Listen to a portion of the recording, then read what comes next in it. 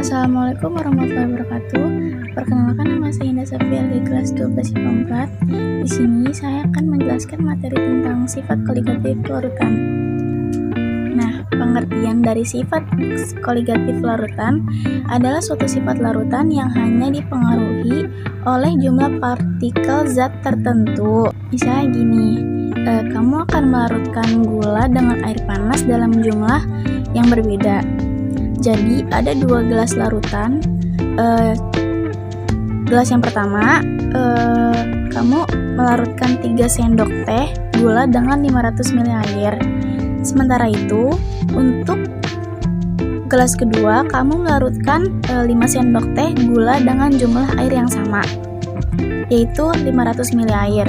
Karena gula merupakan zat terlarut dan jumlahnya lebih banyak di gelas kedua, maka sifat koligatif larutan gelas kedua akan lebih besar dibandingkan sifat koligatif larutan di gelas pertama.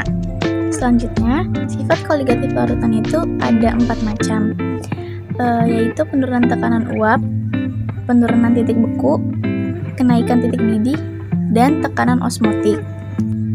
Selanjutnya, larutan elektrolit adalah larutan yang dapat menghantarkan arus listrik. Nah, kalau larutan non-elektrolit itu tidak dapat menghantarkan arus listrik karena molekul-molekul terlarutnya tidak terionisasi di dalam larutannya. Konsentrasi larutan adalah jumlah partikel zat yang terlarut dalam suatu larutan dinyatakan dalam suatu besaran, yakni konsentrasi larutan.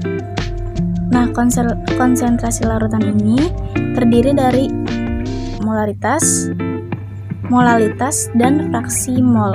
Nah, yang pertama ada molaritas. Molaritas merupakan banyaknya mol zat yang terlarut dalam 1 liter larutan. Yang kedua ada molalitas.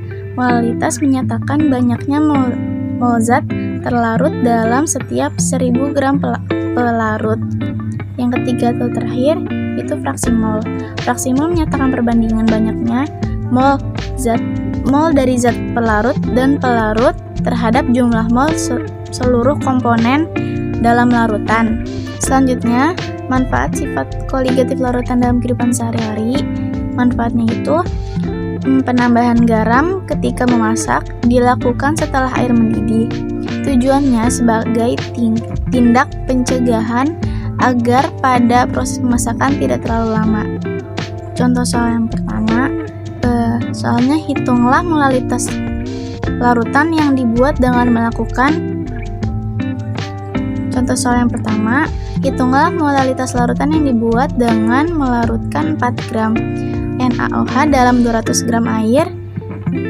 Na-nya sama dengan 23, O-nya sama dengan 16, H-nya sama dengan 1.